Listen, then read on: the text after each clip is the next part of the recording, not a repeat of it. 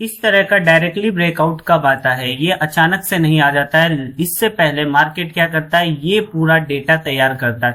ये पूरा डेटा क्या बता रहा है, अगर आप इसको पढ़ने की कोशिश करोगे तो यहाँ पे मार्केट क्या करता है कि सेलर्स को बुलाता है। और मार्केट जब सेलर्स को बुलाएगा तो क्या होगा, जब सेलर्स आएंगे तो उनके स्टॉप लॉसेस ऊपर जमा होंगे। तो मार्केट इस तरह के डायरेक्टली ब्रेकआउट कब देगा, जब उसके पास बहुत सारा ऊपर की साइड स्टॉप लॉसेस जमा हो जाएंगे।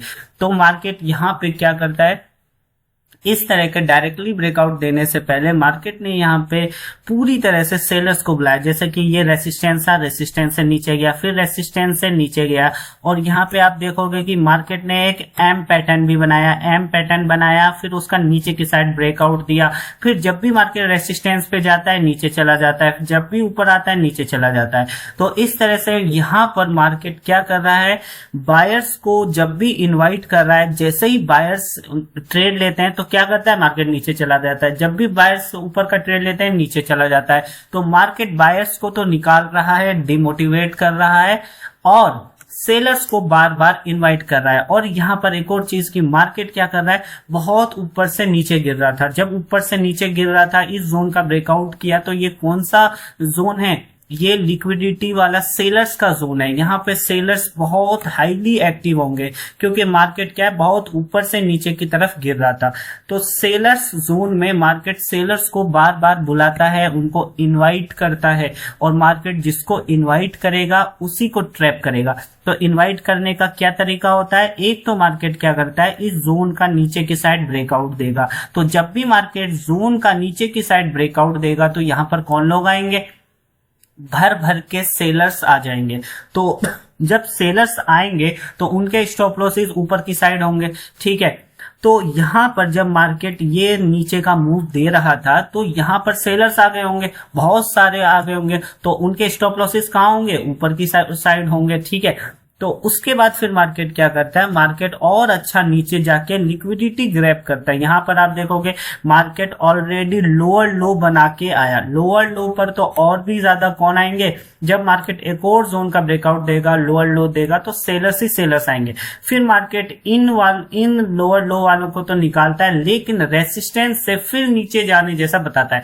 तो यहाँ पर रेसिस्टेंस समझ के जो सेल किए होंगे उनका फायदा हुआ होगा, वो यहाँ पर भी सेल करेंगे और उनका फिर फायदा होगा। फिर यहां से मार्केट वॉलेटिलिटी होके सेल करता है। तो ओवरऑल मार्केट का सेंटिमेंट्स आपको समझना पड़ता है कि जब भी मार्केट इस तरह का रियल ब्रेकआउट देता है तो उससे पहले क्या है, मार्केट का पूरा एक सेंटिमेंट्स तैयार होता है। तो उस सेंटिमेंट्स को आपको पढ़ना पड़ता है। इसके लिए फिबोनाची की हेल्प भी आप ले सकते हो कि मार्केट के सेंटिमेंट्स को आप कैसे पढ़ोगे। फिबोनाची की हेल्प से पढ़ सकते हो कि मार्केट ये लास्ट वाला जो मूव था, ये मार्केट क्या कर रहा है, यहाँ आप टॉप से बॉटम लगा लो। अब मार्केट क्या कर रहा है, 50% पे मार्केट क्या कर रहा है, 50% वाले जोन पर बार बार आ रहा है, एक बार, दो बार, तीन बार और चौथी बार। तो अगर मार्केट को डाउन ट्रेंड कंटिन्यू करना होता है तो वो फिबोनाची की 50% की लेवल तक नहीं आता है, उसको क्या है 38% से कंटिन्यू होता है, तभी माना जाता है कि वो डाउन ट्रेंड में जा रहा है। तो यहाँ पे मार्केट अपना एक सेंटिमेंट्स क्लियर बता रहा था हमको कि मार्केट 50% तक आ रहा है, यानी ये वाला जो सिग्निफिकेंट डाउन मूव आया था उसके मार्केट 50% तक आया। तो एक बार आया तो ज्यादा मालूम नहीं चलता है, फिर क्विकली नीचे जाना चाहिए।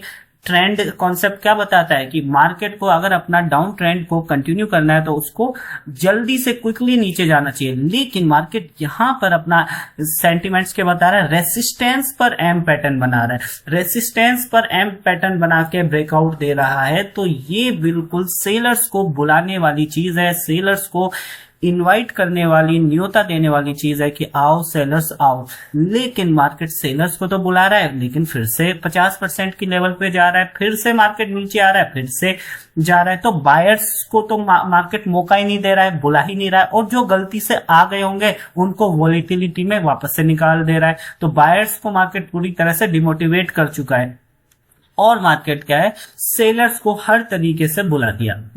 तो फिर उसके बाद मार्केट क्या करता है, यहां पर आप देखोगे उसके बाद मार्केट रियल वाला ब्रेकआउट देता है। ये कि मार्केट ने क्या किया, 50% पर एक बार आया, 2 बार आया, 3 बार आ गया। तो ये चीज हमको बता दी थी कि मार्केट अब नीचे जाने में तो इंटरेस्टेड नहीं है। अब market next day negative closing करता है, इस तरह से नीचे जाके सपोर्ट पर नीचे जाके क्लोजिंग करता है रेसिस्टेंस लेके। तो लोगों को क्या लगेगा कि भाई नीचे जाएगा मार्केट। अब अगले दिन खुलते ही मार्केट क्या करता है, थर्ड टाइम, यहाँ पर देखोगे फर्स्ट टाइम, सेकेंड टाइम और तीसरे टाइम मार्केट आके रेसिस्टेंस पर किसको बुलाता है। रेसिस्टेंस पर कौन आएंगे, रेसिस्टेंस पे तो सेलर्स आते हैं। क्यों आते हैं, क्योंकि वो चाहते हैं कि मार्केट नीचे जाए। और लास्ट 2-3 टाइम गया भी था, यहाँ पर रेसिस्टेंस से नीचे गया था। तो यहाँ पर भी रेसिस्टेंस पर कौन लोग आएंगे, सेलर्स आएंगे। लेकिन ये वीकनेस हमको क्या बता रही है, ये वाली वीकनेस कि सेलर्स यहाँ पर बहुत ज्यादा कमजोर है। तो एक कंफर्मेशन तो ये था कि हमारा मार्केट 50% पर तीसरी चौथी बार आ रहा है, तो डेफिनेटली अब मार्केट अपने डाउन ट्रेंड को खत्म कर चुका है। तो ये सेंटिमेंट्स हमको मालूम चल गया कि डाउन ट्रेंड नहीं है। और जब डाउन ट्रेंड नहीं है तो फिर मार्केट एग्जैक्टली रेसिस्टेंस पर क्यों आ रहा है, वो भी 50% वाले रेसिस्टेंस पे। तो ये दूसरा सेंटिमेंट्स हमको बता रहा था कि मार्केट ऊपर जाना चाहता है। और तीसरा सेंटिमेंट्स क्या बता रहा था कि मार्केट को अगर सही में रेसिस्टेंस लेना होता है तो वो इस तरह से जाता है, ना कि रेसिस्टेंस लेके इस तरह से। ये तीसरा सेंटिमेंट्स हमको बताया। और चौथा सेंटिमेंट्स हमको क्या बताया कि मार्केट यहां पे पिछले हफ्ते बंद हो गया था, मार्केट फ्राइडे को बंद हो गया था। अब अगले हफ्ते खुलते ही मार्केट बुलिश कैंडल बनाया। यानी अगर मार्केट को अपना ट्रेंड शुरू करना होता है तो वो वेट नहीं करता है, वो फौरन ही अपने ट्रेंड को शुरू कर देता है। तो ये चौथा सेंटिमेंट हमको बताया था कि ये वाला जो ब्रेकआउट है ये रियल वाला ब्रेकआउट है। अब इस रियल ब्रेकआउट को अगर आप यहां पर सेंटिमेंट से पहले पहचान जाओ तो ठीक, लेकिन अगर मार्केट ब्रेकआउट दे देता है तो फिर आपको ट्रेड नहीं लेना होता है ब्रेकआउट पर। ब्रेकआउट जब भी मार्केट दे तो उसको अवॉइड करना होता है। क्यों अवॉइड करना होता है, क्योंकि 90% ब्रेकआउट क्या होते हैं, वो इस तरह से होते हैं। ब्रेकआउट देगा और आप लोग बायर लोग एंट्री करोगे और मार्केट नीचे चला जाएगा। तो 90% ब्रेकआउट फेल होते हैं और 10% ब्रेकआउट सक्सेस होते हैं। और वो कब होते हैं, जब उसके पास पूरा डायरेक्शन हो, लॉजिक हो, सेंटिमेंट्स हो, सेलर्स को फंसा रखा हो, अच्छी खासी लिक्विडिटी हो ऊपर की साइड, तब स्टॉप लॉसेस हो, तब रियल वाले ब्रेकआउट आते हैं। तो अब रियल ब्रेकआउट को आप कैसे ट्रेड करोगे। अगर आपने यहां पर ले लिया इनवाइट सेटअप, अगर आपने देख रखा है मेरे चैनल की वीडियो, तब तो बहुत अच्छी बात है, आप यहीं से पकड़ लोगे शुरू से। लेकिन अगर ये वाला मूव निकल गया, आप लेट उठे, तो आपको डायरेक्ट एंट्री नहीं लेनी होती है, चलती ट्रेंड में नहीं बैठना होता है। अब रियल ब्रेकआउट की एक और निशानी क्या होती है कि मार्केट एग्जैक्टली यहां तक नहीं आएगा। एग्जैक्टली जिस जोन का ब्रेकआउट दिया है, जैसे इस जोन का ब्रेकआउट दिया तो वो यहां तक वापस नहीं आया। एग्जैक्ट यहां तक आता तो क्या होता, लोग समझते हैं रिटेस्ट करके फॉलो थ्रू देके सपोर्ट लेके ऊपर जाएगा, फिर बायर्स आते हैं ना, सपोर्ट पे बायर्स आते हैं तो मार्केट नीचे आ जाता है। आमतौर पे 90% केसेस में ऐसा ही होता है। लेकिन मार्केट क्या कर रहा है, रेसिस्टेंस तक पूरा गया, रेसिस्टेंस तक गया और फिर एक एम पैटर्न बना रहा है। अब बताओ रेसिस्टेंस पर एम पैटर्न क्यों बना रहा है। एम पैटर्न तो सपोर्ट पे बनाना चाहिए तब नीचे जाएगा। रेसिस्टेंस पर एम पैटर्न बनाने का क्या मतलब है, रेसिस्टेंस पे क्यों बुला रहा है सेलर्स को, क्योंकि रेसिस्टेंस पे तो ऑलरेडी सेलर्स आते हैं, तो डबल डबल न्योता क्यों दे रहा है। तो मार्केट जिसको न्योता देता है उसी को ट्रैप कर देता है। अब एम पैटर्न बना के मार्केट वापस से उसी जोन पे होल्ड कर रहा है, रीटेस्ट कर रहा है। तो ये हमारा सेटअप होता है, रीटेस्ट वाला सेटअप। और अगर मार्केट ट्रेंड में हो और अगर आपने ये सारे बिहेवियर को देखकर समझ लिया हो कि मार्केट के पास तो स्टॉप लॉसेस अच्छे हैं, मार्केट को तो अब अप ट्रेंड शुरू करना है, तो अप ट्रेंड में ये वाला सेटअप बहुत ही जल्दी हमारा काम करता है। तो यहाँ पर देख के ये बिहेवियर हमको बता दिया था कि मार्केट रियल ब्रेकआउट दिया है तो हमारी एंट्री यहाँ पर होगी, रीटेस्ट पे होगी।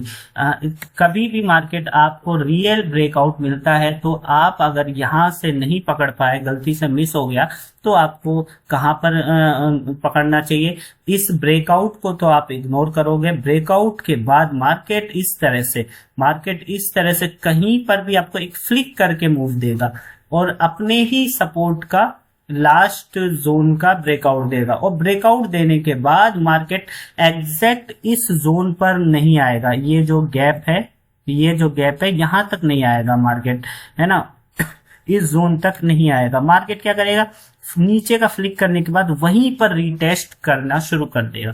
और अगर मार्केट अप ट्रेंड में हो तो इस वाले सेटअप को हमको ट्रेड ले लेना होता है। तो यहाँ पर हमारी एंट्री बन जाती है। किसी भी रेड कैंडल को देख के मार्केट इस तरह से करेगा और नीचे आएगा, फिर आएगा, फिर फ्लिक करके नीचे आएगा और वापस एग्जैक्ट तक पहुंच के इस तरह से जब मार्केट करता है तो अप ट्रेंड में हमको रीटेस्ट वाले सेटअप पर ट्रेड ले लेना होता है।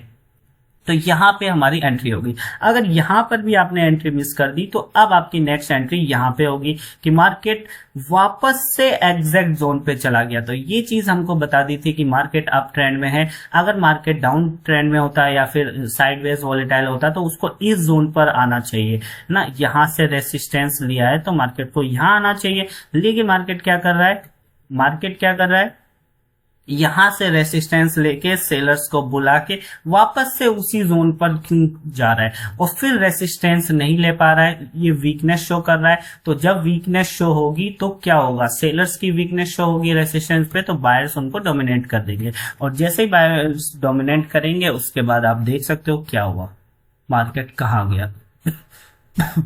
तो इस तरह से क्या है हम लोग चार्ट को पढ़ते हैं, ठीक है। तो आपको रियल ब्रेकआउट को इस तरह से ट्रेड करना होता है। कहीं भी आप ट्रेंडिंग, अगर अप ट्रेंड, मार्केट कभी भी अप ट्रेंड में है और आप पकड़ लिया हो अप ट्रेंड, आप समझ गए हो कि मार्केट अप ट्रेंड में है, तो आपको कहां पर एंट्री लेना है, ब्रेकआउट पर नहीं लेना है। कभी भी ब्रेकआउट पर बिल्कुल भी आपको ट्रेड नहीं लेना है। कहाँ लेना है, यहाँ पे नीचे के ब्रेकआउट पे। जब लोग सेल करेंगे ये समझ के कि मार्केट तो अब नीचे जाएगा, इतना ज्यादा ऊपर जा चुका है, रिट्रेसमेंट लेता है। लेकिन अगर मार्केट को नीचे जाना होता तो मार्केट इस तरह से फिर ब्रेकआउट देके वापस से हॉल्ट नहीं करता, बहुत ज्यादा हॉल्ट करके वापस एग्जैक्ट पर पहुंच जाता है, रेसिस्टेंस पर पहुंच जाता है। अब ये देखोगे अप ट्रेंड में हमेशा मार्केट आपको रेसिस्टेंस पर ही मिलेगा, सपोर्ट पर बहुत ही कम मिलेगा। सपोर्ट पर मिलेगा तो सीधा ब्रेकआउट कर देगा, ब्रेकआउट करके वापस से रेसिस्टेंस पे जाके एक रेड कैंडल, तो इस रेड कैंडल पे आपको मिल जाएगा। ये देखो यहाँ पर एक रेड कैंडल दिख रही होगी। तो अप ट्रेंड में आपको फर्स्ट टाइम को इग्नोर करना होता है। फर्स्ट टाइम यहाँ पर आए तो उसको इग्नोर करो। अगर फर्स्ट टाइम का ब्रेकआउट भी देगा तो वो क्या है, रिवर्स हो जाएगा और फिर लोअर लो बना के वापस से होल्ड करे या वापस से सेकंड टाइम थर्ड टाइम आए तो फिर हम जाते हैं। तो ये सेकंड टाइम वाला या फिर लोअर लो वाला, यहाँ इन दो पर आपकी एंट्री होती है, यहाँ एंट्री नहीं होती। यहाँ एंट्री लोगे तो अप ट्रेंड में भी मार्केट आपको निकाल देगा और आप कुछ भी प्रॉफिट नहीं बना पाओगे। और अगेंस्ट द ट्रेंड तो जाना ही नहीं है। यानी मार्केट अगर अपने किसी भी शार्प मूव के 50% तक नहीं आया, वहां टाइम पास नहीं करा, तो आपको अगेंस्ट द ट्रेंड जाना ही नहीं चाहिए। और अगर मान लो जाना भी है तो आप फर्स्ट बार में ही नहीं चले जाओगे। जैसे कि यही ले लो कि मार्केट ने यहाँ पर क्या है, अप ट्रेंड में है तो हम यहीं पर फर्स्ट टाइम में जा सकते थे, ठीक है। लेकिन अगर मार्केट यही डाउन ट्रेंड में इस तरह से करता, मान लो सपोर्ट पे करता, नीचे आ रहा था, तो हमको क्या है, डायरेक्ट नीचे का नहीं लेना। फिर मार्केट ऊपर जाके दोबारा अगर आता तो हम नीचे जाते हैं। अगेंस्ट द ट्रेंड हमको डबल कंफर्मेशन चाहिए होता। मान लो यही सेटअप, यही सेम सेटअप अगर हमारा अप ट्रेंड में ना होता तो कैसे हम ट्रेड करते। मार्केट यहाँ गिरा, ये जोन का ब्रेकआउट दिया, तो हमको यहाँ पे अप ट्रेंड में अप का ट्रेड नहीं लेना चाहिए, भले ही ये हमारा रीटेस्ट वाला सेटअप बन गया हो, क्योंकि वो ट्रेंड नहीं होता। तो मार्केट क्या करता, इस तरह से जाता और रिमूव कर देता और फिर दोबारा आता, तब जाके हमारी एंट्री बनती। ये केस कब होगा, जब मार्केट क्या है, ट्रेंड में ना हो। लेकिन यहाँ पर मार्केट ट्रेंड में था तो वो ज्यादा टाइम पास नहीं करता है। ट्रेंडिंग मार्केट ज्यादा टाइम पास नहीं करता है, होल्ड करेगा, उसके पास अब दोबारा इतना टाइम नहीं है कि वो वापस से आए, रिमूव करे और फिर होल्ड करे, फिर इस तरह से जाए। वो सीधा ही निकल लिया, या तो आपकी एंट्री यहाँ बन जाएगी या फिर थर्ड टाइम जब आया था यहाँ पे आपकी एंट्री बन जाएगी अप ट्रेंड में। फिर मार्केट आपको ये दिख रहा होगा, यहाँ हमारा सेम वही चीज कॉन्सेप्ट कि रेसिस्टेंस तक आया, नीचे जाने जैसा बताया, फिर नीचे गया, वापस एग्जैक्ट आ गया, वापस आके होल्ड कर रहा है और फिर यहाँ पे हमारी एंट्री बन जाएगी। यहाँ पर हमारी कोई एंट्री नहीं बनी, क्लियर ब्रेकआउट नहीं दिया मार्केट ने। और देखोगे आप सपोर्ट तक तो आया ही नहीं मार्केट, है ना। कभी भी मार्केट सपोर्ट तक आ ही नहीं पा रहा है। अप ट्रेंड की यही खास बात है, सपोर्ट तक आ ही नहीं पा रहा है, वापस से रेसिस्टेंस तक जा रहा है। नॉर्मली क्या होता है, मार्केट रेसिस्टेंस पे जाता है, सपोर्ट तक आता है, अब सपोर्ट पे होल्ड करेगा, सपोर्ट पे बायर्स आएंगे तो मार्केट ऐसे जाता है। लेकिन यहाँ मार्केट क्या कर रहा है, सपोर्ट तक आ ही नहीं रहा है, यहाँ पर सिर्फ यहाँ से जाके वापस रेसिस्टेंस, एग्जैक्ट रेसिस्टेंस पे जाके होल्ड करके थोड़ा सा पुल बैक लेके फिर रेसिस्टेंस पे जाके इस तरह से चला जाता है। तो ये होता है अप ट्रेंड का क्राइटेरिया। तो आपकी एंट्री यहाँ पर बनेगी अप ट्रेंड में, फिर उसके बाद रियल ब्रेकआउट आ जाता है। तो रियल ब्रेकआउट कब आ रहा है, फर्स्ट टाइम में आपको अवॉइड करना है, सेकंड टाइम में भी आप अवॉइड कर सकते हो, थर्ड टाइम अगर सेम रेसिस्टेंस पे आपको मिलता है और बिना सपोर्ट पर आए अगर सेम रेसिस्टेंस पे मिलता है अप ट्रेंड में, तो आपको एंट्री ले लेनी चाहिए। उसके बाद मार्केट क्या किया, बहुत ऊपर चला गया। अब यहाँ पे आप देखोगे कि मार्केट इस रेसिस्टेंस पे आ गया। अब रेसिस्टेंस पे आके मार्केट ने फर्स्ट टाइम में ही ब्रेकआउट दे दिया। यहाँ पर देखोगे फर्स्ट टाइम में ब्रेकआउट दे दिया। पहले क्या कर रहा था मार्केट, रेसिस्टेंस से नीचे आ रहा था, सेकंड टाइम आ रहा था, फिर लोअर लो बना रहा था, थर्ड टाइम में इस तरह से जा रहा था, ठीक है। तो हम थर्ड टाइम वाले पे ले रहे थे। लेकिन अब मार्केट क्या किया है, फर्स्ट टाइम में ही ब्रेकआउट दे दिया। तो ये चीज हमको डरा देती है, भाई फर्स्ट टाइम आया और फर्स्ट टाइम में ही ब्रेकआउट दे दिया, तो भले ही ट्रेंड में हो, इसको हमको अवॉइड करना था फर्स्ट टाइम। यहाँ पर आप देखोगे इन दोनों में फर्क आपको मालूम चल जाएगा। यहाँ पे आप फर्क देखो इसमें और इसमें। यहाँ पर मार्केट क्या किया, क्या फर्स्ट टाइम में ही ब्रेकआउट दिया, नहीं दिया। मार्केट फर्स्ट टाइम आया, लोअर लो बनाया, सेकंड टाइम आया, थर्ड टाइम आया और ब्रेकआउट दिया। यहाँ पे मार्केट क्या फर्स्ट टाइम आया और फर्स्ट टाइम में ब्रेकआउट दे दिया। तो फर्स्ट टाइम वाले ब्रेकआउट फेल होते हैं क्योंकि उनके पास लिक्विडिटी नहीं होती है। तो ये देखो फेल हो गया। अब मार्केट क्या कर रहा है, एग्जैक्ट सपोर्ट पे आ गया। यहाँ एक और खास बात देखोगे, यहाँ पर मार्केट कहीं भी यहाँ पर जब ब्रेकआउट किया तो एग्जैक्ट सपोर्ट तक नहीं आया, थोड़ा सा पुल बैक लेके गया।